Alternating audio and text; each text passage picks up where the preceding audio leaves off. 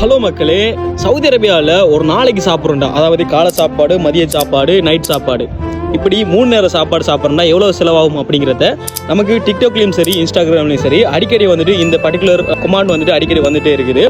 அவங்களுக்காக தான் இந்த வீடியோ வந்துட்டு மேக் பண்ணுறோம். ஓகேங்க, இப்போ நம்ம அதில் வந்துட்டு காலை சாப்பாடு பிரேக்ஃபாஸ்ட் வந்துட்டு எவ்வளோ செலவும் அப்படிங்கிறத பார்க்கலாம். முதலாவது காலை சாப்பாடு வந்துட்டு எல்லா இடத்துலையும் வந்துட்டு மேக்ஸிமம் பரோட்டா சேல் பண்ணுவாங்க. எல்லா இடத்துலையும் பரோட்டா இருக்கும். காலையில் பரோட்டா கறியும் எடுத்தோம்னா மேக்ஸிமம் வந்துட்டு எப்படியும் ஒரு 7 ரியால் செலவாகும். சரியா? ஓகே, சரி. அடுத்ததாக வந்துட்டு லஞ்ச், அதாவது பால் சாப்பாடு எவ்வளோ செலவும் அப்படிங்கிறத பார்க்கலாம். ஓகேங்க, பால் சாப்பாடு எப்படியும் வந்துட்டு எல்லா இடத்துலையும் வந்துட்டு ரைஸ் இருக்கும். ரைஸ் அண்ட் கறியை வந்து சாப்பிட்றது மேக்ஸிமம் ஒரு 12 ரூபா, நம்ம 15 ரூபா அப்படின்ட்டு கால்குலேட் பண்ணுவோம். ஓகே,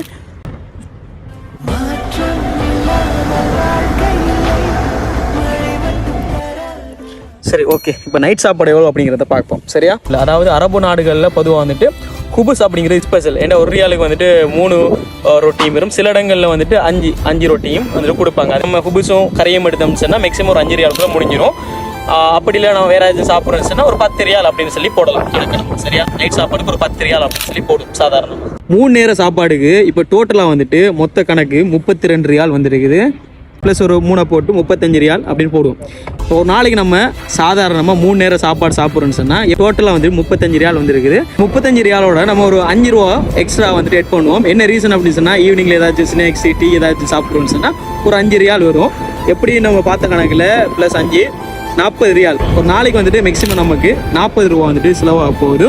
ஆனால் வந்துட்டு நான் இப்போ சொன்ன கணக்கெலாம் வந்துட்டு நார்மலாக சாப்பிட்றதுக்கு இங்கே வந்துட்டு எல்லாமே எக்ஸ்பென்சிவாக இருக்கும். ஆனால் நம்ம வந்துட்டு கடையில் வாங்கி சாப்பிட்றதோட நம்ம சமைச்சு சாப்பிட்றத நமக்கு வந்துட்டு எப்பயும் வந்துட்டு கம்ஃபர்டபுளாக இருக்கும். அது மட்டும் இல்லாமல் நம்ம செலவுகளையும் குறைச்சிக்கலாம்.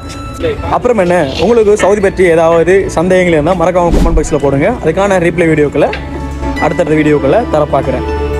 பாய்.